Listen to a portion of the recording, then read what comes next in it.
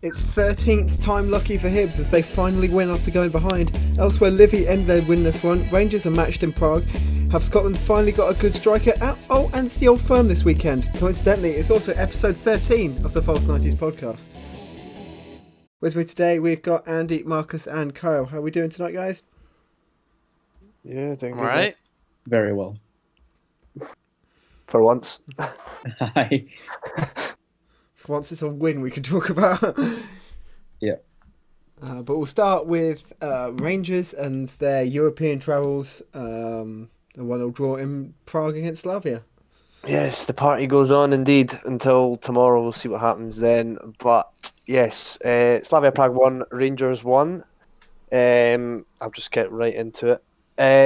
I thought Slavia was the dominant team for the majority of the first half, which you would expect them at home. They're undefeated in the domestic league. They're a very good side. I think we underestimated them a wee bit coming into the game.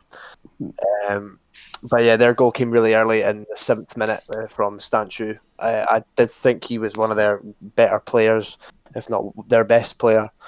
But you've got to admire their goal and how good that goal was. I think he used Golson's position to just bend it round Golson, and Alan McGregor didn't have an absolute chance to get that. It was one of the best goals I've seen in Europa League so far. Then Slavia continued to dominate the game with their high pressing line. I thought it was really impressive. They fed on our mistakes, pressed us really high, made us think, which you would expect them to do. I'm surprised that we didn't kick on as much because that's what we usually do. Is when teams come and attack us, we play better normally. But obviously it's a different type of opponent in the Europa League. So I'll get on to the Rangers goal next. With Rangers' first chance of the game, surprisingly, it was from a free kick from Barisic, and it came off a Slavia player, and it hit Golson. It looked like it was going out for a goal kick, but Hadji sprinted and kept it in, and he played a really nice ball in to the centre, and the unlikely player of Philippe Halander managed to score with a tap-in. Mad scenes when that went in, to be honest. But after that, I thought Rangers looked better in the second half, and I thought we were really unlucky to get a second in the 64th minute from Ryan Kent. It was some great play down the left from Joe Rebo. Kent in the middle, it looked scuffed as he hit the ball, looked behind him as well, but it was still really good to get the shot on target. Looked like it was going in the top corner, but the keeper made a scramble with the top corner to pull off an unbelievable save. Later on in the game as well came another unbelievable save, but from the opposite end from Alan McGregor. We talked about him all season. In all competitions, he's been some of the class of the saves that he's made has just been unbelievable.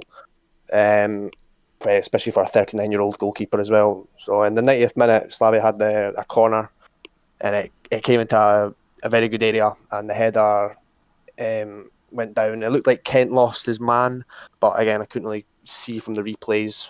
Put it in slow motion as well. It looked like it was a bit of a scramble in the middle. Zungu looked a bit lost, but I think it was Kent's man that he just failed to track. And Alan McGregor got down to the downward header. It looked like it was going in, but pulled off one of the best saves, in my opinion, I've ever seen, especially from a goalkeeping point of view.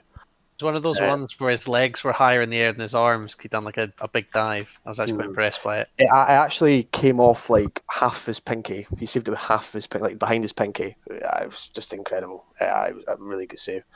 But yeah, just to pull that back, it was good to get the away goal, and it's good result to bring back Ibrox tomorrow, and hopefully for another fantastic tie at Ibrox. It sets it up for, which should be quite interesting because you've only got the away goal advantage going into this one. So yeah, and I think we should be quite wary as well because obviously Leicester did the same thing. They drew at Slavia and then got beat. Was it 2 or 3-0? They got beat at home. Yeah, so it was 0-0 in the first leg and then 2-0. Yeah. So I think we should be quite wary of them because they are a very, very good team. Obviously, they're top of the league in the Czech Republic. So yeah, it's going to be hopefully another fantastic tie tomorrow, and hopefully not as nervous as that one, but we'll see. It's going to be a cracking tie anyway tomorrow. I'm really looking forward to it. I think coming to Ibrox as well, that makes it quite interesting. Yeah, 100%. Obviously, we've been really good at Ibrox this season as well, conceding like very minimal goals, and we've just been class in all competitions really at Ibrox. So yeah, no, definitely going to be a really good tie tomorrow. Moving on to the weekend, there were only 2 games this weekend, but one of those was Hibs' first win of the season after conceding first. Marcus, this is yours. First in the league, because I think one of the League Cup games we did come from behind as well. But yeah, it's taken, I guess, a long time to kind of repeat that in the league. So I think I maybe questioned the mentality of the team a bit before. Well, a lot of us were. That saying that, you know, as soon as we went a goal behind, we'd kind of chuck it and never look like come back into a game. For example, the St Johnstone game, the semi-final, and obviously the game at McDermott Park, both times we just looked out of it after their goal. The Livi and Ross County games just after Christmas as well, like plenty of times where we've just completely collapsed. But I think that the players must have understood the importance of this game being our game in hand, our chance to put space between us and Aberdeen, and they just it wasn't a spectacular performance, but we did what we needed to do. Like, we made plenty chances, and we took some of them, and we ended up scoring, you know, more than the opposition, which is what you needed. So if I was to go through the game, I guess the first half we had plenty of possession. Like, Ross County, I think at halftime I seen that they never even had a shot on target, or a shot in general, in the first half. So that kind of gives you an idea. Like, honestly, they were defending for their lives. We had all the possession, plenty chances. Especially, probably the best one was Cadden. Boyle kind of cuts the ball back from the right hand side, and Cadden's like in a perfect area. Nobody's around him. He's right in the box, and he just completely skies it. But yeah, we were creating chances like that kind of the whole first half, and then more and more it drags on because of the past few results. The more and more you're thinking, oh, it's going to be like that. We're going to have all these chances, and Ross County are going to score, and they did. You know, they scored not long after half time, and as soon as they score, you're thinking, oh, well, that's it again. You know, we've had a really good first half, but we've chucked it again. But credit to the team, we bounced back right away, and I think it only took us like 2 or 3 minutes to go and get the goal. A bit of speculation about the goal. When I first seen it, so when I was watching the game live, I didn't think it was a penalty. But after rewatching it, I'll probably say it was a penalty, but it was a really soft one. A few allegations have been thrown at Boyle for being a diver. I think that the second one was a dive. If anyone has seen the highlights, they'll know what I mean. Like this, the one where he kind of goes down afterwards, it's definitely a dive. But the first one, I think there's definitely contact, and you can see that. It's one of those ones where you've seen softer ones given, so you can see why this one's been given. Yeah, and the defender does put a leg in, and there is contact with Boyle, and yeah, he probably goes down a bit. You know, trying to make the referee kind of push the referee into making a decision, I could say, but yeah, I mean, it's contact in the box. It's and it was a goal we needed. You know, regardless, we needed to get back in that game as soon as possible, because the further and further it got into the half, you know, Ross County just would have defended for their lives. So good to get that goal. And then Nisbet pops up with a goal a bit later. Of course, like, we had quite a few chances before that. So I think Boyle was 1-on-1. It then, like, I think it just comes off the. By the way, as well, what a game Laidlaw had for them. He made a few really good saves. Nisbet, I think later on as well, was 1-on-1, and he managed to make the save as well. So I was impressed by Laidlaw, an ex-Hibs, of course, but yeah. So he makes the save from Boyle, and then it like comes out. It comes out to Doige, either Doige or Newell. I can't mind. And then I think Gogic has a shot that he manages to save as well. And then the goal itself, it's like a good example of why Doige should be in the team even if he's not scoring, because he's the one that holds the ball up. Hanlon basically makes a run into the box. Doige manages to lay it off to Hanlon, and then Hanlon sees Nisbet, who's in space. I don't know in Scotland if you can justify strikers who play the quote-unquote Firmino role. Like, if a striker's not scoring, is he really that useful? Yes. Well, Deutsch, it's not like Deutsch. I mean, he's on 7 goals for the season. He scored 18 last season. He's not scored as many. He's not scored as many goals. But then again, he granted, hasn't this really season, been in but- the team as much as well. Because But Hibs need goals, so they need to start people who they can rely on to score. I agree with what you're saying. I think Deutsch should be scoring more goals. For the amount, he actually has been getting a lot of game time, I'd say. Did not have a really good start to the season, Dodge. He did. So he's not scored since the start of December, I'm pretty sure. Which, yeah, it's a long time. Although he's a very streaky kind of striker. So even last season, where he scored 18 goals in all comps, he would have like spells. So like he wouldn't score for like a month, and then he'd go and score a hat trick against. yeah, he'd go and score a hat trick out of nowhere, and then like just score at brace the next game, and his goals all come in streaks. This is just a really long streak without a goal. But the thing is like he's the kind of striker, like he does score plenty of goals, but he doesn't half miss some really good chances as well. He's still been getting in the positions. So like I get what you're saying, Andy, that you don't believe in that kind of Firmino kind of role, but the point is like Deutsch is still getting in the chances to score. He's scuffed the past few ones, if I'm being honest. Like he should have actually scored the past maybe game. he just needs more confidence then. Yeah, I take it he's that kind of striker that he needs a goal to kind of get him going. Just one goal, and I think he just switched back on again. Yeah, but he's definitely an asset to the team. Like he's a really good player to have around. I mean, obviously, if the players question. at the club like him there, then there's no reason he shouldn't stay. But and another thing is like all the criticisms of the Hibs team saying you've got no passion. I want to see a bit of fight from this Hibs team. Everyone's saying. I think we showed that. I mean, people saying that Nisbet isn't interested anymore. I mean, I think he blew it out of the water with his performance. He put in some performance when he came on as a sub, and then his celebration was mental. The whole team, like I said, it's like the whole team knew what it meant. The whole team ran up to him. Everyone celebrated together, full time, properly. Like I think the final kick of the game was Porteous like doing an overhead clearance, like just everything you want to see. And then at full time, everyone's like buzzing. You can tell they knew it was a huge win for our season. And as well, actually, in his post-match interview, he was talking about kind of the speculation around him and whether he was interested or not. And all he had to say was that people only see about 2% of what actually happens, and they miss 98% of what happens. So I think he's kind of implying that, yeah, like nobody knows the full story. Like everyone should stop speculating about it. And he's kind of just saying that he's going to work hard for Hibs, and what more, that's very fair. After all the shenanigans in January, but yeah, as long as he's here working for Hibs, that's all you can really ask for, is it? Like that. Exactly, and he can get his move in the summer. Like, there's no chance we're keeping him at this point. He's still going to get his move in the summer, but I'd rather he went on a good note, and it looks like that it's going towards that. So that's a win that puts Hibs 6 points clear of Aberdeen now, with one game left before the split. I think if we win, we'll get into the game against Livi, but I think if we win that, we'll have it wrapped up, because I think Aberdeen will struggle a lot in the split. So yeah, they still haven't got a manager. We'll touch on that a bit later. Yeah, it just depends. Yeah, go on. Another thing is that Jackson Irvine hinted that he'll be thinking about whether he'll stay at Hibs or not.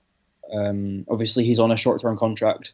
It was only January till the end of the season, but I think he was hinting that he'd really be interested in playing European football. I don't think it's something he's done in his career yet.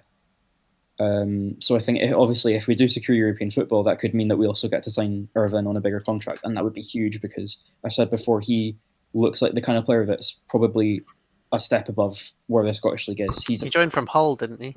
Yeah, he's like I said, he's probably a English Championship quality player. Like he's fantastic. Like when he's been given the chance in games, he's absolutely controlled the midfield for us. He can do everything. He's like a proper box to box, if you know what I mean. Like he can create going forward. He can really spot a pass, but he's also really physical. It can, like under Hecky, our quote unquote box to box midfielders we were bringing in were like Josh Vela, who couldn't tackle and couldn't pass. So probably Irvine's the best at doing that role that we've had at the club since John McGinn, to give you kind of an idea of what he's like as a player. So that would be a huge signing if we managed to get him on a longer deal. So I'd be really buzzing for that. Yeah, and I think wasn't it third gets you Europa Conference. So Yeah. obviously we don't know how that's. Yeah, Is that pretty up much. and running from next season? It starts next season. Yeah. Oh, exciting stuff. If they cancelled the Scottish Cup, we would have gotten Europa League qualifiers. I'm pretty sure.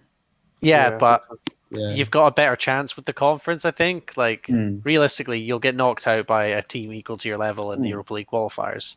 Yeah.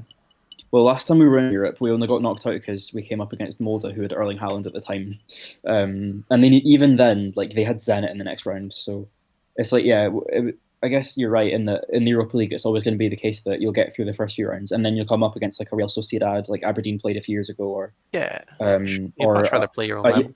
a giant of European football like Connors Key Nomads, or like Progress Niederkorn. So no, well, I mean, it'll be really weird in the conference though, because you wonder, like, is that the kind of level where Hibs are going to be one of the bigger teams in it or not?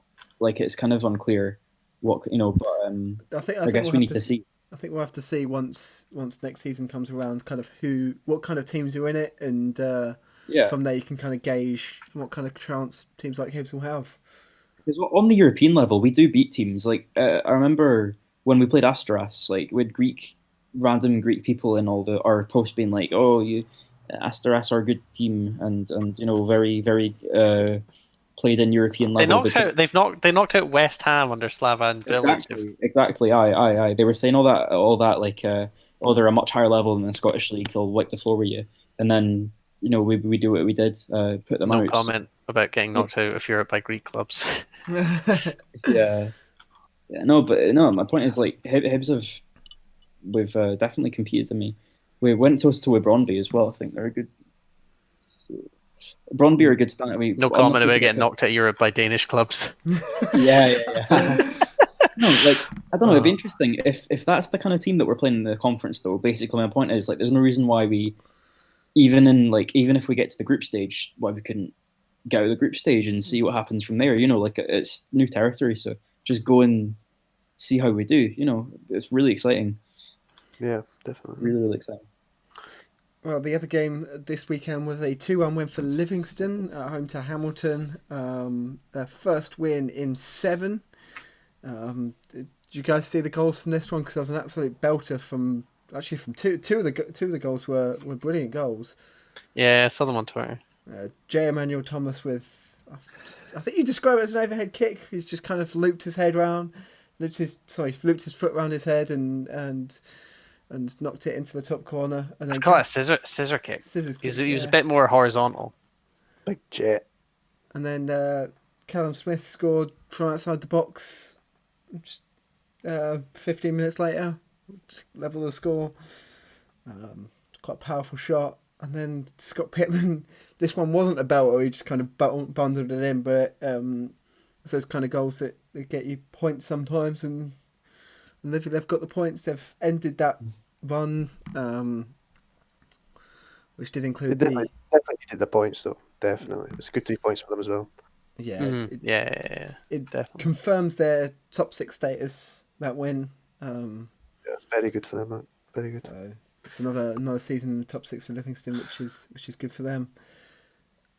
So the other news this week was that the Scotland squad was announced. Hey. Got international football back. I'm not sure how I feel about that. And the biggest name on the list was Southampton's Che Adams, who has switched his nationality from English. He's represented the England under 21s, but he's now in the Scotland squad. Kevin Nisbet doesn't play for Southampton, Sam. Oh, Kevin Nisbet's in the squad as well. So yeah, finally took him long enough to be fair. It's a welcome addition. He's deserved it. I mean, for the second highest score in the league, or the highest Scottish score in the domestic league. I mean, it's about time he got a call up. So yeah, it was only a matter of time until he got a call up. Oh, I definitely. Yeah. And hopefully he'll get better with age as well. He's still young, still got time on his side. And also, I'm joking about Che Adams. Like, that is fantastic. I mean, good PR too.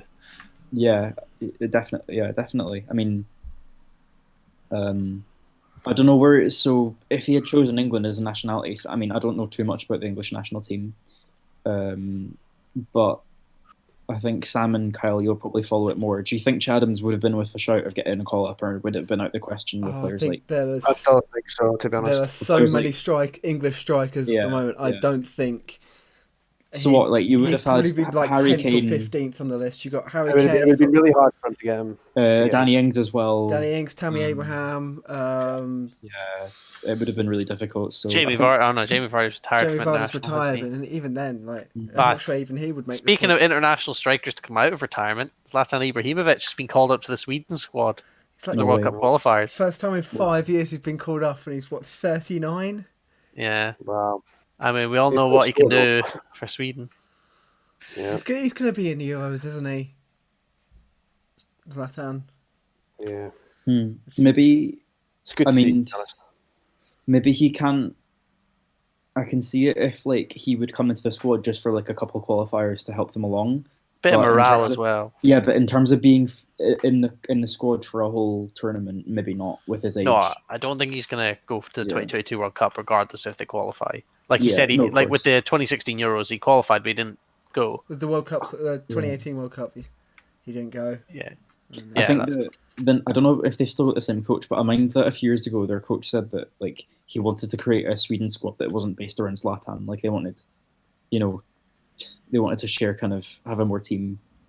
Because before that it was just kind of like give it to Zlatan. So, give it Zlatan. Yeah. Although now they've got players like Emil Forsberg. I don't know if he's still with Leipzig. Yeah. But yeah, so. Sure. From Sweden back to Scotland, other uncapped players who have been called up in the squad. Jack Hendry, who plays in, I think it's Belgium or the Netherlands, for KV Oostende. How does he get a call up over like Portugal? I mean, Celtic have been trying to flog this guy for years.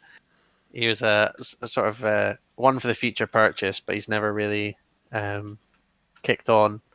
But it's nice to see that he's improving elsewhere on loan. Is he actually doing well at Ostenda? Yeah. Well enough to get in the squad. He's started. I think he's got the most minutes in their squad this season. Actually, which was quite impressive. The thing is, like, he was a bomb scare for use, but if he's actually improved over there, then fair play to him. I know. Well, we need as many centre back reinforcements as possible at the moment. So yeah, it would be nice. It'd be good. I mean, because Gallagher's not getting any younger.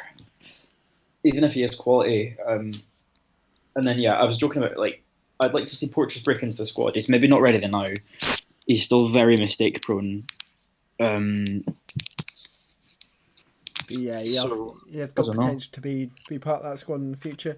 But I think, going back to Che Adams, I think that's quite a steal for Scotland, because I think we've struggled for strikers in the past few years. Yeah, certainly. I mean, I saw some dreadful stat about Scottish strikers since beating Serbia. Scottish strikers have scored Scottish strikers that were in that squad have scored a combined 9 goals. Yeah, Lyndon Dykes between there was 5 strikers in that squad, and a combined 9 goals since beating Serbia is not the greatest. Yeah, Lyndon Dykes hasn't scored since November for QPR. Really?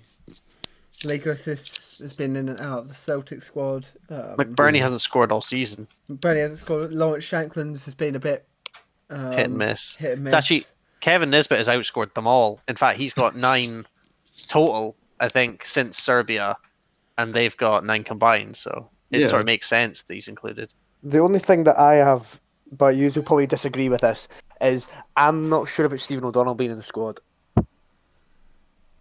He's a bit old guard, I don't think he's that bad. Yeah, but it's my opinion though. I know he's still young, but I genuinely think for the future anyway, Nathan Patterson should be in. Well, he's in the squad as well. Yeah, O'Donnell's. Patterson. I think he's with the under-21 Patterson. No, he's in the first team for Scotland, Patterson. No, is he in the senior squad? No, he's not. No, he's not. He's in the under-21. I've got the squad right here in front of him. I can't see it. I've got it in front of me as well. Yeah, he's in the under-21 squad. Oh, it's because I seen the press conference and they were asking Clarke about Patterson, and I'm not trying to compare. I know he's still young and everything, but Donald Robertson, Hendry, Hanley. The worst thing about Jack Hendry is they don't have an official team. Probably a higher level than Stephen O'Donnell has. No, the thing. I mean, yeah, but the thing is with The thing is with international football is that it's like you. I know there's the whole thing like if you're good enough, you're old enough. But like with international football, you really do have to kind of bleed them in over time. The young players, like you kind of just chuck them right in. That's true. So- Yeah, I don't really watch international football a lot, But like Steve Clarke definitely recognises. Yeah, Andy's just put up the squad. I can see. I mean, Steve Clarke definitely recognises that Patterson's a talent because I watched the press conference for the Scotland squad, yeah, and they were asking him about Patterson. He says, "Yeah, he looks like a really good talent. That's why he's in the squad." So like Clarke definitely recognises that he's an option at right back for the future. It's just like I said, maybe reluctant to shove him right into the squad for now. The same reason that Hickey's not in the squad as well, even though he's doing really well. That we don't want to shove young players in right away because international football is a bit, it's a bit different. I think Craig Gordon made a recall the for squad at least anyway. But then like so the games out, like if you're like losing for example, or if you're winning by a comfortable margin, stick a couple of young players in, get them experience, get them their caps. Yeah, That's how you age players in. They're not even in the squad at all. I mean, how old is he? I think he's 19. That's just plenty of time. Like there's No so rush. much time to There's so much time to give him his first cap. Yeah. He's And definitely he's not even starting week in week out for Rangers as well. Yeah, currently. Yeah, because So can he play right back and centre back? Is Or- that He's another big natural one? right back. Another big one to the squad is the recall of Craig Gordon, who's hit a bit of a purple patch recently with Hearts. But I still think you'll stick with David Marshall as his number one. But Probably. fun But no, fact for Craig Gordon, I met him the other day at the petrol station in Curry, filling up. So Wow. I think he's a good keeper. He kept Hearts in that semi-final back in whenever September. So And Grant Hanley's also in the squad for the first time since 2018 as well. yeah, Just throw that in on there. the website they've got him in the 2017 football jersey, and all the other players got the updated one, and then Nisbet's not got a picture. Poor guy. yes. One player that did miss out, I'm a little bit shocked about, is David Turnbull didn't make the squad. That's madness. Yeah, I thought like the midfield is probably the weakest part of the squad. I'd like to say. I mean, I'd probably replace we've him with got Kenny McLean, to be it's a honest. very defensive midfield. Like we got McGregor, McGinn, McTominay, who plays centre back occasionally. The only sort of very attacking mid we've got is Christie. So I thought Turnbull has been playing far better for Celtic recently. So I was shocked not to see him in the squad. Yeah, I would probably replace him with John Fleck, to be honest, or Kenny McLean. Thing is, like all these players are like Fleck and McLean are both quality as well, but it's just about fitting a team together. McLean's been on fire for Norwich. Let me try and get this squad up myself, by the way, so I can have a look. So I can actually say who I dropped for Turnbull, because I think Turnbull should be in there. But yeah, look at the midfield. It's very, very defensive. Yeah, it's strange. Well, given that the 3 games that Scotland are playing, obviously Austria probably about on the same level as Scotland. If Israel again, and then the Faroe Islands. Perpetual Israel. Like Israel again. Israel again, yeah, and the Faroe Islands. So like, why go for a kind of defence-minded midfield when you've got playing teams either on your level or goal just difference. below? Goal difference matters so much in the qualifiers, like, because only the top team makes it through, and then it's the best second place team.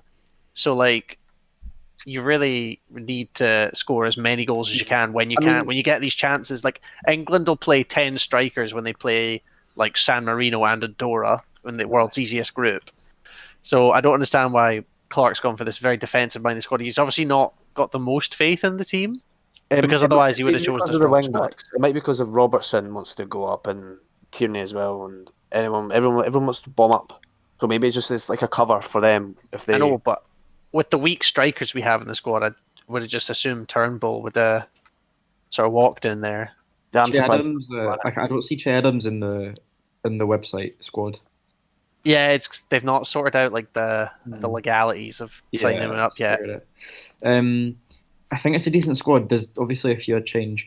As much as Stuart Armstrong's actually had a really good season for Southampton, I think he's probably the one that messes out for me for Turnbull, because if you compare Armstrong with a player like Kenny McLean or Cal McGregor, they're so similar. Like, you don't need that many midfielders that are that similar in the squad. So And for me, Cal McGregor is like stronger than Stuart Armstrong. Cal McGregor's a bit of a leader in the park. McTominay can deputise in the defence. Ryan Jack's come into a bit of form recently after coming back from injury. I'd have Ryan Jack over Armstrong as well. Yeah, I think. But the problem is Armstrong has that.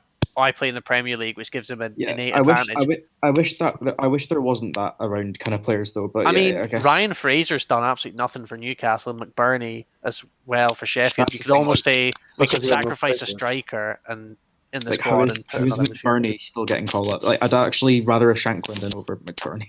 But, yeah. No, like McGregor, I think for ages, like Pete from down the park than McBurney. McBurney eyes.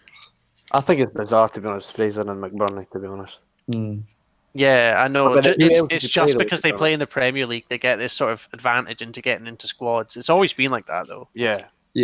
It's always been like that. Who's the other like really good striker like plays for Scotland? Even Shankland. No, that's the problem. There's not. There's no one. I know Shankland doesn't had a good season, but I'd actually have him in over McBurney, like because Shankland, if he can score, he will be, a really key player. It's just that, but it's also that desire. I mean, right, like McBurney and Fraser's a little bit Scottish, but McBurney is the least Scottish man going, right? He's from Yorkshire. Like, he doesn't have that drive with the national team. Like, you see him when he plays the national teams, he just doesn't have that extra, that va-va-voom. Like, he's not given 100% like the rest of the players. I mean, a few of our players are English born. Like Liam Palmer, I think he's been quality for us. He's English born as well.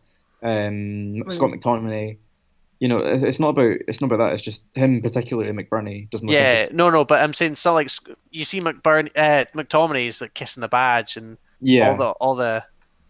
I was also it'd be interested to kind of see which kind of category Che Adams fits in as well, as whether he'll be one who plays for the badge for Scotland or he'll be a new McBurney. Well, the thing with Che Adams, like he'll have made this decision based on his career. Like he'll have thought, okay, I probably don't have a chance of making it into the English squad. I can be in the Scotland squad and be a star in that squad and have a kind of Steve Clarke will, have me as one of the first names in the team sheet. He's probably had that in mind, so he'll probably be motivated to do well because he knows if he doesn't fill up to that, if he doesn't live up to that kind of idea, then he'll be dropped out. Maybe. I feel like McBurney's just in the squad to escape Sheffield. No. But no, it's a strong squad overall. And also Steve Clarke, like the kind of style of football he does play is like he likes a lot of defensive players anyway and to hit teams in the break. Like what you guys were saying about the wing backs like Tierney and Robertson and O'Donnell will be up and down the wings and Palmer. So as well, I think I'll go back to Che Adams again. Like he kind of plays into that as well because he's quite a pacey striker. So yeah, it definitely works. Could totally see him and Dykes or him and Nisbet linking up. I think, out of all those strikers, you have to start Dykes and Che Adams, and then have Nisbet coming on. Yeah. But most likely he'll be starting McBurney and Fraser, and then Nisbet won't even be on the bench. Like that'll be how he does it. But yeah, I know. I'd like to hope Kevin Nisbet deputised against Austria. I really hope so, but I don't see it. I think Nisbet first call up, he'll be in kind of to make up numbers and be on the bench and get experience. I don't see him getting a start. I know, but these are World Cup qualifiers. It's not friendlies. Everyone seems to be treating it like it's a meaningless match. Like this could get us to the biggest World Cup in history. Well, in terms of team size, not in terms of 2022. Still 32 teams. Oh, is it? Oh. Yeah, but still good. I'm not sure if I'll be watching it though. I mean, I'm kind of iffy on it. As much as like, next World Cup's in your home turf, Mexico. I'll be going to that. After that, actually, I was saying, hopefully we'll be adults with money. I'd hate, like, if Scotland do qualify, I'd absolutely hate for them to be in the same group as Mexico because I watched us both play in a friendly and that was awkward enough for me. So, if anyone who doesn't know, I support Mexico, the national team as well. So, like, that would be super awkward for me. It'd be interesting to see as well, like what. I think this is quite far in the future, but what kind of warm-up games Scotland sort out for the Euros? That would Israel. Get your Israel game. Get your Israel. Oh, no, moving on from Scotland to, I think we're going to have a little chat about the two managerless teams, Celtic and Aberdeen, because Hey. in the news today was Jesse Marsh saying that he's flattered about the interest that Celtic are showing him, the RB Salzburg manager. It's fourth in the odds at the moment, and that would be a bit of a coup for Celtic, I think, if they get someone like Jesse Marsh in. It's a much more welcome addition than who we've been used to so far. You know, we've been hearing your Roy Keanes. I mean, someone was like, "Oh, Steve Clarke to make sensational return to Celtic, like sensational return back to Scottish football, away from the national team. Like, why would he do that right before tournament? And it makes no sense." But then we've had your Roy Keanes, your David Moyes.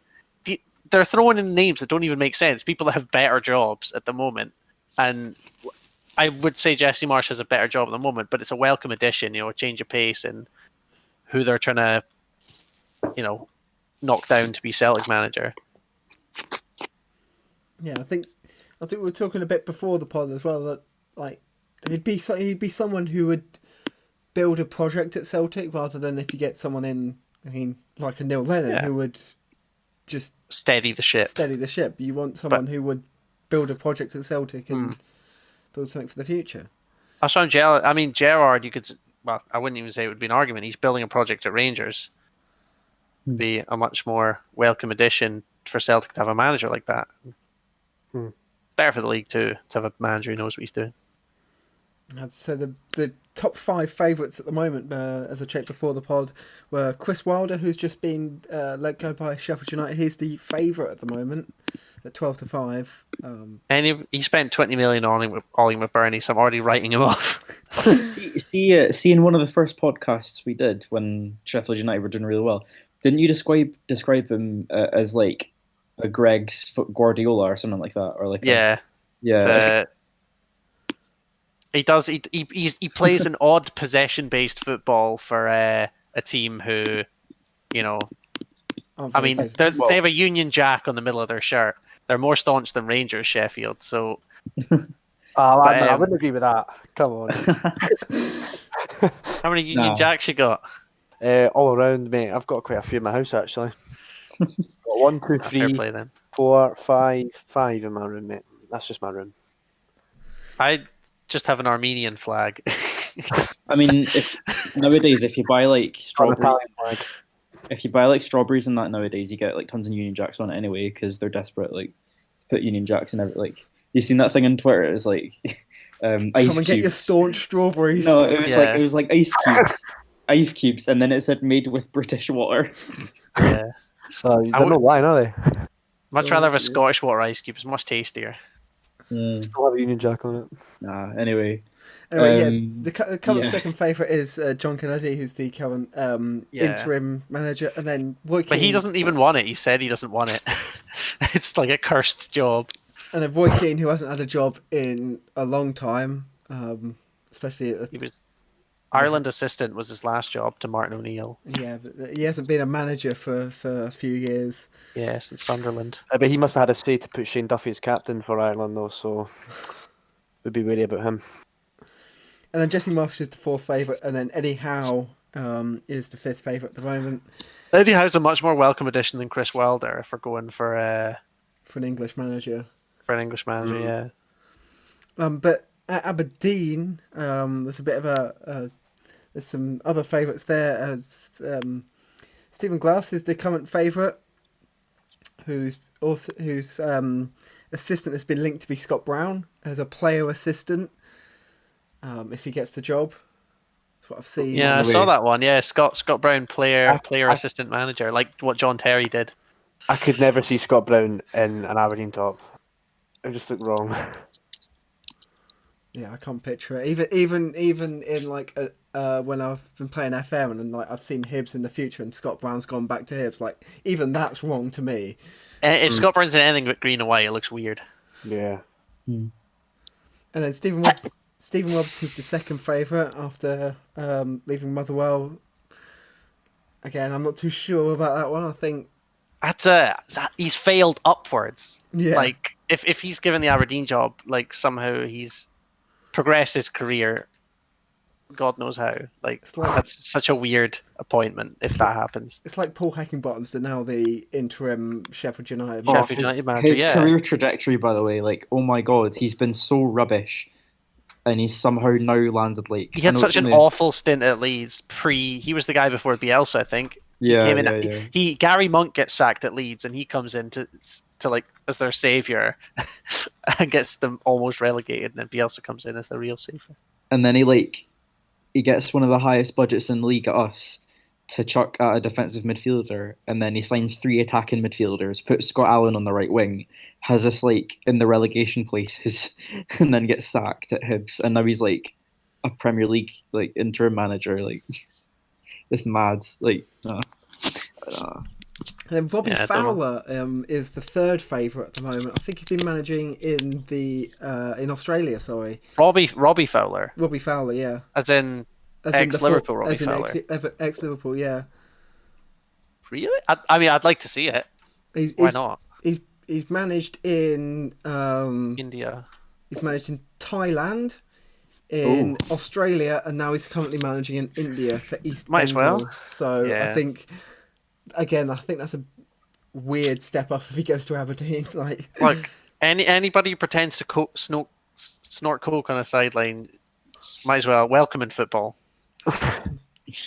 So, but his interviews would be hilarious. And then the current fourth favourite is a familiar name, Neil Lennon. Hey.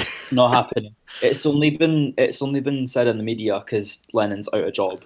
Like, I don't think Aberdeen would. Nah. No. He must have one fantastic fucking agent. Like, who is Neil Lennon's agent? I mean, Raiola. It would make sense when he keeps on getting jobs he's not qualified for. Aye, exactly. No. Although the current fifth favourite for the job, while Andy searches up who Neil Lennon's agent is, the current fifth favourite is Darren Ferguson, who's currently managing it, doing a really good job at Peterborough United. Obviously, he's the son of Alex Ferguson, who's an Aberdeen legend. So I think that would be an interesting one. Obviously, coming from Peterborough, I don't want that to happen, but that'd be an interesting one. I think he'd be. How are you doing the league? What are you giggling at? That's Neil Lennon, Martin Riley, Neil Lennon's agent. Oh my god! Oh wow! Bad. Look at that forehead. Well, the listeners will be enjoying it. Nobody will be able to see the picture. Eh? It's a great audio feature right here. Yeah. Wasn't there something about Sven Goran Eriksson Sven getting Goran Aberdeen Eriksson, job? Yeah, he was linked to the Aberdeen job. Yeah. I saw he'd applied for it, but he's currently 33-1, so I don't think he'll get it. Oh shit! Aberdeen. I'd love Wait, to see so him. a manager of that quality and that experience has applied for the job, and they're saying nah.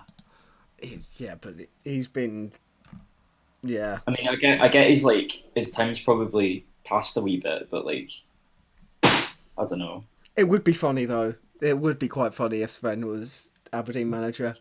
Maybe I don't know. I mean, still though. I mean, he's got. I mean, well, it's difficult. It's difficult. Like, He has so what's that? Stephen? What about that? Stephen Glass? Was it Stephen Glass? Stephen Glass is the current favourite. Yeah.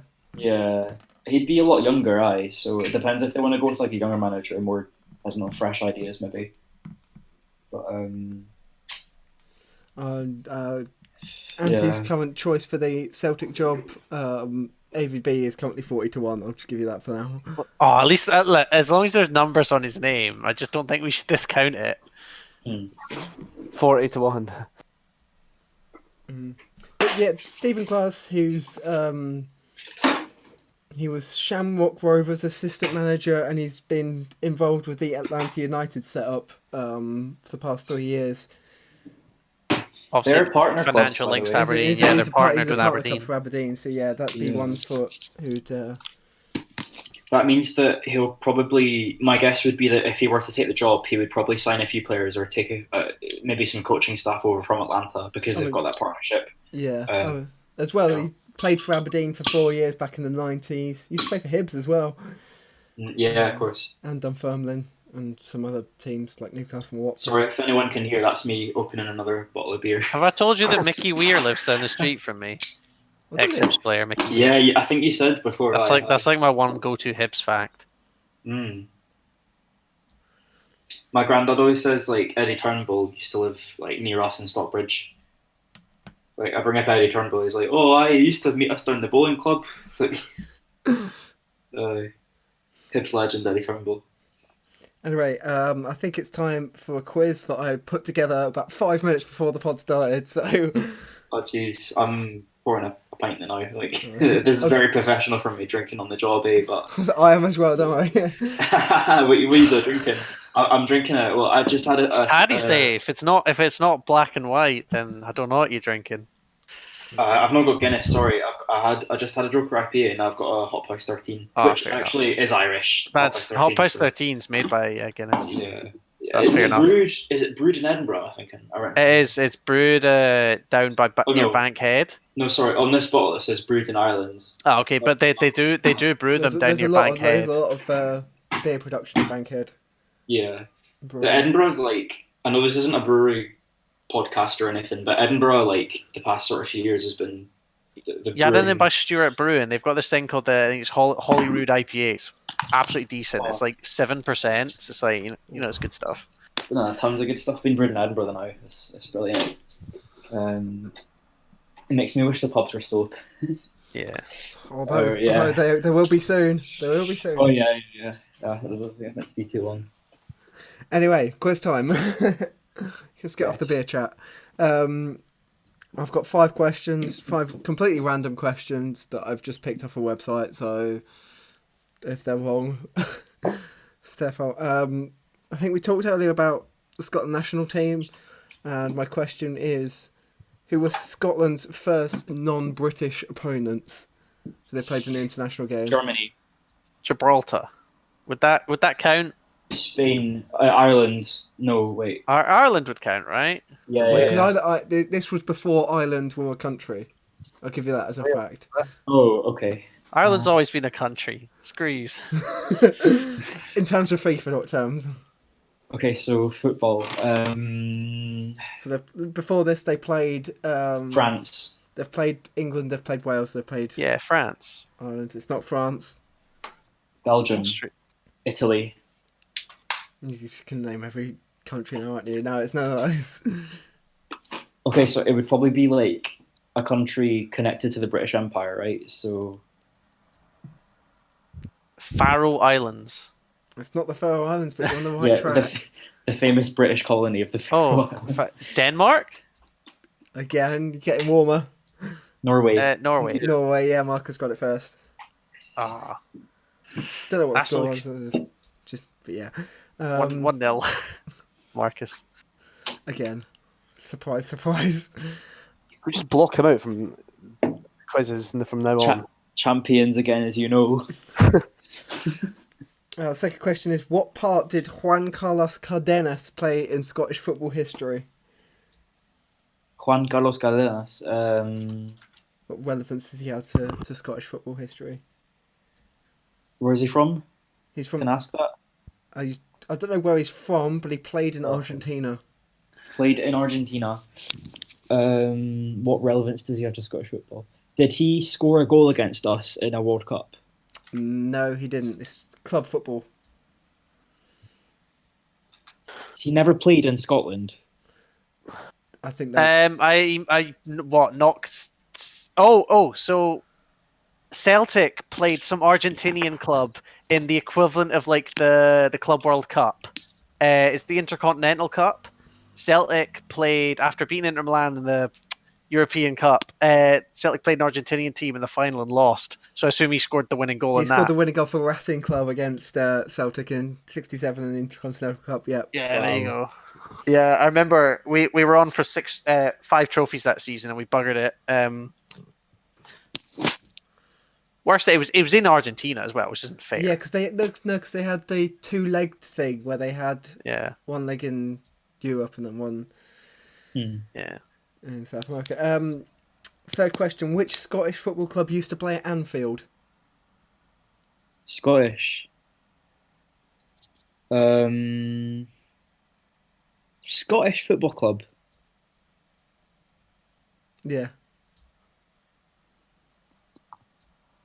Rangers, I don't know. If Wait, it helps, it's not the Anfield you're talking about. It's not the Oh, Anfield. it's Sterling, isn't it? The Sterling Albion. Sterling Albion, yeah, their old Oh ground my is called god! Anfield. I can't believe that I fell for that. That was, oh my god! It's spelled A-double-N Field. Yeah, Anfield. Question 4. Dundee FC, not Dundee United, reached the semi-finals of the 1962-63 European Cup. Who beat him in the semi-finals? Oh my god! Barcelona. No, not Barcelona, because they're undefeated against Barcelona. Isn't it Dundee United? It's Dundee FC. Dundee FC. Yeah, but Dundee United are the ones that are unbeaten against Atletico Barcelona. Madrid. Oh, right. I thought you said United. Not Atletico Madrid. Oh my god! Red Star Belgrade. Nope. Stowe Bucharest. Nope. What year was it again? 62-63. 62-63. Reims? No, it's not Stade de Reims. Frankfurt. It's not Frankfurt. Was it a Belgian team? It wasn't a Belgian team, no. It wasn't. Well, Is it, Benfica? No, but this team beat Benfica in the final. oh, my Milan. god. Milan, yeah. Oh, damn. So that's another point for Kyle. And the last question is, what club did Rangers sell Gennaro Gattuso to in '98? And I'll give you a bonus point for how much.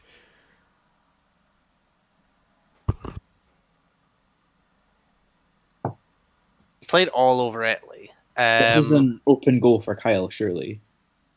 I know. Does the club still exist? Because there was a bunch of Italian clubs that went bust That's a in the good 90s. question. Like I'll Google it now. a million.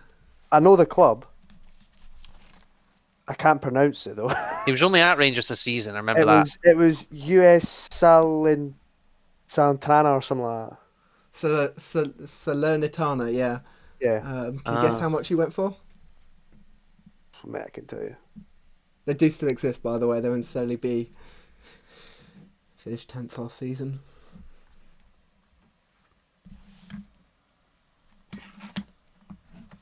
$4 million? 4 million exactly, yeah. Wow. I was trying to think late 90s. What would a good player go I was for? just say like 2 or 3. Yeah. Yeah, so I mean, there was money in the late 90s. Like, you had player... Who was the guy that went to Real Betis for like 40 million? Oh, what, BeNeLeague. Yeah. Yeah, and completely bankrupted them just for no reason. They got relegated like 2 seasons later, didn't they? Yeah. But yeah, I think that's Kyle's pod. Kyle's won the quiz this week. 3 points for him, 2 points for Andy, 1 for Marcus. Hey. Damn it. Yeah, get up, you Marcus. Come on, let's go. Champions again. So you've won 3 quizzes now, and I've won 4. Yeah, just give me catch up. Don't worry, mate. Don't worry. From here, I think we'll move on to predictions. Well, the results from last week, I'll tell you. So there's only 3 games to go through, obviously, as we said before. Yep. I'll start off with the losers, because there's in joint and last is actually the 2 people who are running, who are actually winning. Wow. So myself and Marcus got with 1 point. Wow. Hey. You got your point, Marcus, from the Slavia Prague game and Rangers, and I got mine from the Livingston Hamilton. Did I know predict Hibs to win?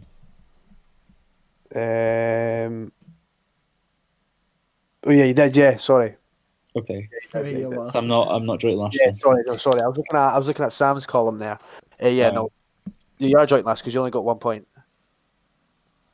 Because you predicted a draw for Livingston Hamilton and you predicted a Rangers win.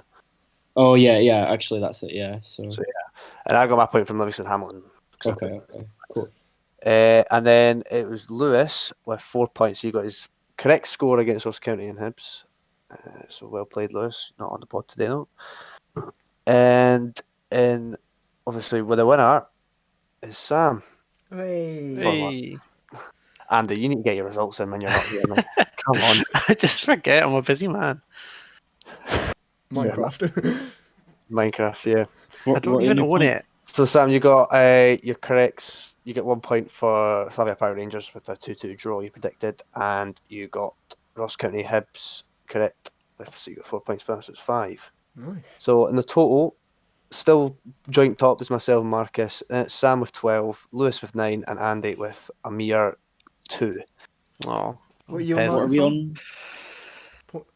Sam's on 12, No, what are you and Marcus on, sorry? 17. Oh, okay, I've got some catching up to do.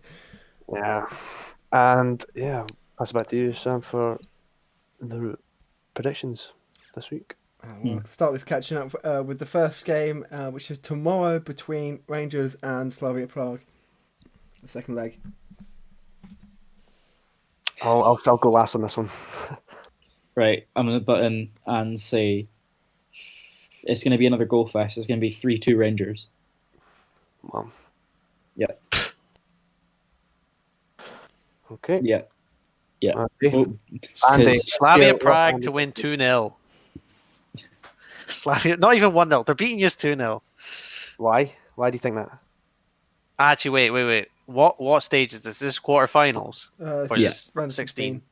Okay, no. You can win 1-0, and then you can go out in the quarterfinals, get us our coefficients. Rangers to win 1-0. It's the first time you predicted a Rangers win, I'm sure. Yeah. Look, he needs the coefficient. points. Come on, guys. He needs the points. Well, I need Celtic. I need Rangers to do so well in the coefficient that Celtic get a second Champions League spot. But also, I'd like Scottish football to be represented on the European stage. Of course. Yeah. So, I'm going to go with 2-1 Rangers. I reckon it's going to be a tight game. Rangers going to win it late.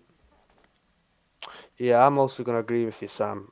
I genuinely think it will go down to the wire. I think it will go down to the last 10-15 minutes. My dad said this last game that they're not the greatest at set pieces, so we could get a couple of set pieces in, A couple of penalties. couple of penalties hopefully as well. Help with VAR or against VAR. I'll probably just that now. Hopefully But, not used up all your penalties early in the season. No, still plenty more in the bag, mate. Don't you worry. Vargers. We had a few against us as well, mine. So Yeah. I think it'll be a very tight game though, but definitely entertaining. One to watch. Morelos to score the winner. That's a shout. Kicking off the weekend though, with 5 games on Saturday. We'll start with Dundee United versus Aberdeen. 0-0. 0-0. Oh yeah, the two teams that can't score. Yeah, You know why? we've never predicted 0-0 in ages. So actually, I think No. Marcus might be on something. You know that every single game they've played this season has been 0-0. Who? Well, between Dundee United and Aberdeen. Between every new Really? firm between them two, yeah. No way. Well, I think it's only been 2 games. I'm gonna So- go for a draw. I'm gonna say 1 each though. I think they'll both get really dodgy goals. So I'm going to agree with Marcus and say 0-0. Yeah, I'm not to be unoriginal, but I think he's hit the nail on the head with a 0-0. It's got a 0-0 written all over it, to be honest. It has an Go for absolute Volkswagen. waste of 90 minutes written on it. Unless, to be honest, if any team's going to nick it, I think it would be Dundee United. Yeah, if Shankland has an absolute belter of a game, Dundee United. No, like will win, Shankland, I Shankland can't see doesn't, Aberdeen doing anything. he doesn't even need to have a good game. All he needs is one chance. He'll put it away, and then Dundee United will scrape it 1-0. So, whereas Aberdeen don't have that quality in finishing going forward. So, The next game is Hamilton versus St Mirren. 2-1 St Mirren. I was gonna say that as well. Yeah, Yeah, I think St Mirren will stick to their quite good form recently. I think 2-1 St Mirren. Hamilton will go a goal up in the first half, and then I think You St think 2-1 as well, Andy? Yeah. Mirren 2-1 St Mirren. Yeah, 2-1 St Mirren, but I think it'll be 1-1 at half time. You don't get points for that. I know, but Well, that's the yeah. way I think it's going to go. Sam, just you, mate. I'm going to go for 1-0 St Mirren. I think they need a point. They need at least a point to secure top 6. I reckon they'll get it. And Hamilton they haven't really had their surge yet. They're avoiding relegation surge. So Fair enough. Well, they had it, and then it kind of pattered out. yeah, I'd say, they so beat Motherwell. Yeah, they haven't really had that since. Yeah. Because I hope they go down. I think Get we all them. do. I think we all do. Up next here, other relegation rivals, Kilmarnock, and they play Motherwell. I'll kick us off with a 2-0 Motherwell, I think. I just don't think Kilmarnock are going to top Motherwell, to be honest. I think Kilmarnock are beating dogs. I'm thinking 2-1 Kilmarnock. 2-1 Motherwell. I'll take it for answer. I'm sorry. 2-0 you should say, or 2-1. 2-1 Motherwell. Cool. For me, it's 1-0 Motherwell. I'm going to go 3-1 Motherwell. Wow. Oh god, it'd be the worst if Kilmarnock win now. Predicted failure for them. We've all agreed this week, though, eh? Like we've all mostly agreed on the winners. Yeah. I'm not sure if that's a good thing or a bad thing. I'm sure there's a couple of people won't agree with the game on Sunday, but anyway, we'll move on to that later. Next up 5-5. 6-0 for your cheek. 6-0. Next up is a big game in West Lothian between Livingston and Hibs. Oh. 3-0 to the mighty Edinburgh Cabbage. Confident? Yeah, a wee bit. That sounds very confident. No, we had a good performance last week. Well, I said it wasn't spectacular, but it was a decent performance. We've shown that we can take chances now. I think Ross, we've had these things where we've had like spells where we've been utterly useless, and then we come and grind out results when we're in our good spells. So we'll go and put a shift in. And I hope Doidge gets a goal. I hope Irvin gets a goal because I would love to see him get his first goal for the club. Mm-hmm.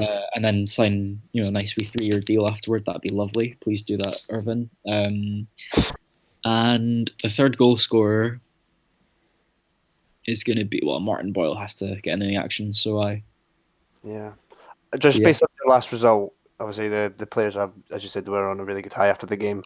I think they'll continue that, and I think they will go to the Mac and Cheese Arena with a 2-0 victors. I think 2-0 is very fair. Mm-hmm. I think 2-0 is probably more realistic than 3-0, but I'd love a good 3-0. Like I just want to batter a team again. Hey, Andy, you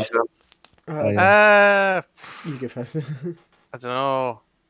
Let's say 5 each. Come on. No. We're not doing a 5-all.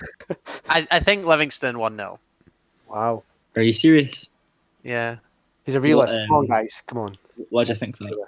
Hibs is, everyone thinks Hibs won a game coming from behind. They're revitalised. I don't know. I think Livi will extend their. Well, they were on a lose streak. They're back on a win streak. I think both teams on a win streak. I guess it could go either way. So I'm saying Livi. Just so I don't agree with all you. This is why you're on 2 points, Andy. Look, it's just so I don't agree with everyone. I've not been impressed by Livi recently. Like since kind of like February, they've been. They got their cup loss depression, and then they were a bit poor. I think we've got too much for them. But... Sam? Hibs have always kind of struggled at Livi, apart from, earlier in the season they battered them. But Celtic struggle at Livi. Everyone seems to struggle at Livi.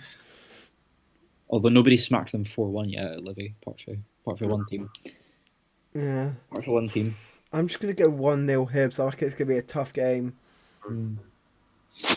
Fair. Who do you think is getting the goal, Sam? I know, obviously, it doesn't count towards a score, but... I'm going to say Deutsch. I think Deutsch is due, so... I'd love to see him score. I love the guy. He had such a hard time when he first signed, because he didn't score in about 4 months when he first signed. And then I was there for when he scored a hat-trick against St Johnstone, and I was just like... Yeah. And they turned it on from there. Yeah, I really want the guy to do well. I'd like him to score, if possible. And the last game on Saturday is St Johnstone versus Ross County. Oh, well, I think St Johnstone have got this. I think they've been really good with Davison and manager. I think obviously Ross County have been a really good side as well, but obviously with the loss against Hibs will put them on a downer as well. So I'm going to go for a solid, I'm going to say 2-0, St Johnstone. I'm gonna go 1-0 St Johnstone. I'd like. Well, sorry. What were your reasons for that? You think they won't score more? St Johnstone tend to win a few games, but they never win like by more than 1 or 2 goals. Like they're the kind of team that kind of get the job done and don't do anything too flashy. I know they'd scored more than 2 goals against us, so I'm kind of making an odd point there. But yeah, in the league they've done that. So yeah, 1-0 Saints. Fair enough. I'm gonna use the 5-5 card here, but I have my reasons. Because St Johnstone, they're gonna be chasing top 6. They're gonna have to keep an eye on the St Mirren score, but they're gonna want to try and get top 6. They're only 2 points off it, so they're gonna throw it all to try and get it. I like that. I like that. So you think they're gonna check? They're gonna like score 5 and be like, yeah, check their phones so they lose another 5 goals. No. I think they're gonna try and go all out to get the win, so they'll be vulnerable on the counter. Fair enough, man. That's fair. So, I disagree. I think Ross County. I mean, then they need to go clear the other 2 teams at the bottom if they have any chance of survival, right? So I think Ross County kind of half. They'll be up for it as well. So yeah. Yeah, I think they'll be up for it. So I think 3-3. Not quite as big as Sam's 5-3, but tone it down 3-3. Okay. And the big game of the weekend is the Old Firm derby, Celtic versus Rangers. Yeah. 5-0 Celtic. 5-0. I am done. Just for Rangers. I am done. I am absolutely done. You really want me to put that down? 5-0. 5-1. 5-1. I think you still get a stupid penalty. 5-1. Jesus Christ. to Rangers, yeah? No, to Celtic. You sure? 5-1 to the Green Club in Glasgow. Why do you think that? As opposed to the Zombie Club. Why, I really want to hear that. Why do you think it'll be? We've done it before. Done it at Ibrox. Done it at Celtic Park. In defense, yeah, okay, but... Well, I mean, why not? I'd like to see it happen. But ruin the party parade because we're not. No way are we doing a guard of honor for you. Champions. I don't care about a guard of honor. We go there as champions and we leave as champions, no matter what the result is. You leave us embarrassed champions. No, we'll still be champions. That's why it's 5-1. Miles behind. So you think what happened? What Rangers could go through is what happened to Liverpool last season and got pumped by City after they won the title. Yeah. As soon as they were guaranteed title, they just got absolutely pumped. That's what happened because they were like, "Oh well, we've won the title. We don't need to be up for it. So they're gonna focus on Europe. And we're gonna hump them." Okay, mate. I've revitalized. I'll let you to go first before I put mine in. My realistic score. Yous have never beaten us. New Rangers have never beaten us by more than 2 goals. So I feel like you're not going to score a bunch against us. That's why I think 5-1. I think it's going to be I reckon it's going to be tighter than you'd expect it to be because Rangers will have tighter than 5-1. They'll come off a tough European game. Might be a bit tired from that. But I reckon they'll still keep their unbeaten run going, and I'm going to say 2-2. Okay, that's fair. Marcus? I'm going to say 1-0 to Rangers. You guys rubbish. Because he's realistic, mate. It's going to be really tight. I think it'll be the case in the last, similar to the last Old Firm, where Celtic may put pressure on for periods of the game. I feel like Rangers will have an off day. I know I'm predicting to win, but I don't think Rangers will play their best. I don't think either team will kind of. No, yeah, but Rangers don't care what the score is as long as they're winning. Yeah, but that's the thing. Rangers will win. Like they'll get their chance and they'll take it, whereas Celtic will waste their chance. It'll be that kind of game where neither team dominates the overall play. But everything, Andy. No one cares what the result is as long as you get the 3 points. Well, I think Celtic would much rather, if they were going to win, they'd much rather win comprehensively because yous are gagging for it. You know, Rangers would love to win an Old Firm by a few goals, but it's not going to happen. I just want to win the Old Firm, mate. I don't really care about the result. So, yeah, so from that, I'm going to probably go with my predictions. It's going to be a tough one. It always is. It's always. I think form does go out the window when it's an Old Firm game.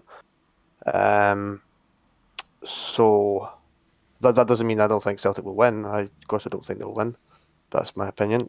I went to Parkhead very confident last time, dominant for the whole game. So I'm going to predict a 2-0 win for the mighty champions of Scotland. It's 2-0 Rangers. I think it'll be a tough 2-0. I'm not saying it'll be an easy 2-0. Celtic always make it difficult. And of course, the good team can't rule them out. But yeah, I think we'll keep an unbeaten run and keep it going.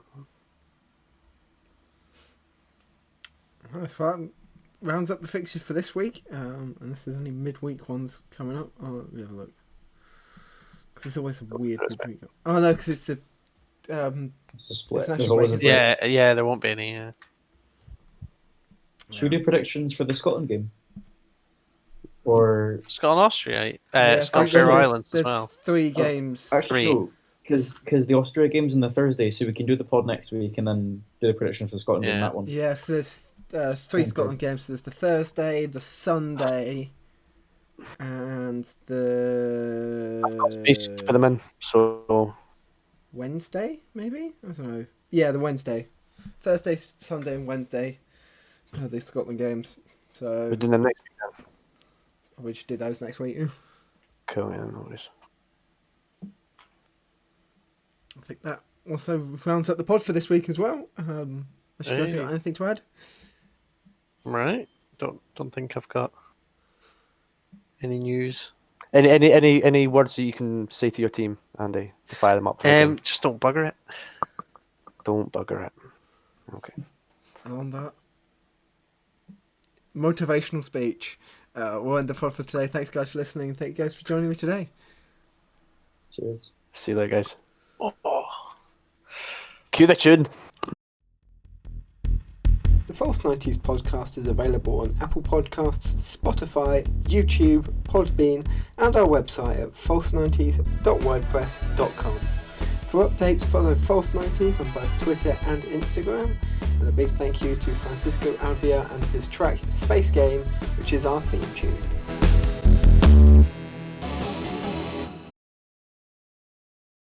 I've got a mate from Belgium. He was saying the same thing. He was saying that they were talking about it, merging the leagues. It was something to do like they wanted a more competitive league. So like they wanted obviously so they wanted to market. That, they wanted like to have that's a league they I could don't see any market. downsides. I think that's a fantastic idea. The Belgian league has They- actually like- voted on it, and all of the teams in the Belgian league have said, yeah, we want it. So You know what? That league would rival like the top 5. Like that would enter Yeah. the top 5 leagues in Europe. Probably be stronger than the French league. if I'm being But totally exactly, it honest. would be better in the French league. 'Cause I think it would be better for the Belgian league than for the Dutch league.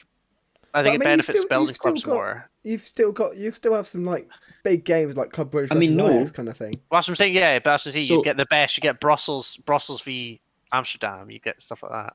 Well, Some big cities. Anderlecht. having a go. Anderlecht. Yeah, Anderlecht versus see, the- Ajax would be a huge game. Ajax would benefit on a European level, right? They'd bet all the clubs would benefit from having better domestic competition. Ajax would benefit, even if they're not winning as many titles. They would be winning. They would be having more domestic. I mean, this is the thing. Like, They'd be more and- competitive in the domestic league. Well, not domestic. the but countries yeah. are really integrated. The countries are really integrated anyway. I mean, half of Yeah. Belgium speaks Dutch anyway. Exactly. Yeah. So- yeah. Yeah. You see, it would be a fucking class league, by the way. You'd have Bruges, Ghent, Anderlecht, Liège from Belgium. From the Netherlands, you'd have team like obviously Ajax, Feyenoord, PSV, Alkmaar, and all that. That would be a really fucking strong league. You'd arguably Yeah. have like a top 6 or 7. Hey. Let me try and find it. So there's going to be 8 Belgian clubs in the league and 10 Dutch teams. So the 8 Belgian clubs are going to be Club Brugge, Anderlecht, Standard Liège, Ghent, Genk, Royal Antwerp, Charleroi, and another club, which is yet to be decided. And then the rest of Belgium will still have their own like domestic league between the other clubs. I assume the second tier of each league would be up for promotion and relegation to this top league. Yeah, I Does guess this mean? I guess that all the clubs that are left in I like wonder the though, actual like, domestic league kind of be promoted, relegated to this BeNeLeague kind of thing. yeah. I wonder what I wonder if there'll be any backlash against it, like, oh, the history, like we want to keep the history of the league or anything like that. I wonder. But I mean, if every club's voted on it, I mean, to be honest, the Belgian league hasn't got that much history, actually, I'll message my pal I on mean, that. Belgium as a country doesn't have that much history. apart from being invaded. Well, But no, it only existed post Napoleon. I mean, no, like World War One, they're famous for trenches. That's it. Yeah. But Napoleon invented the Brits invented Belgium as a way to keep like Napoleon put a border between the France Brits and the didn't. Netherlands. They didn't invade. Well, they created the Belgian. No, well, the Belgian nation state was created because it was a Catholic area. So, like, the Kingdom of the Netherlands was Protestant mostly, Yeah, and but France was Catholic, and there was a buffer state the between the two. yeah, no, but so, like, Belgium was part of the Netherlands, but the French-speaking area and also the Catholic Dutch-speaking area they felt different than the North. Yeah, And so Britain basically instigated a revolution because they wanted to create that buffer state. But the reason for that obviously was they were like, okay, back in the day when religion was more of an important issue for obviously people, they were like, you don't want to be ruled by a Dutch Protestant king or whatever. Belgium nation state was created on that grounds, and the funny it isn't even that Catholic anymore. Like, it's pretty, like most of Europe is pretty non-religious now, but yeah.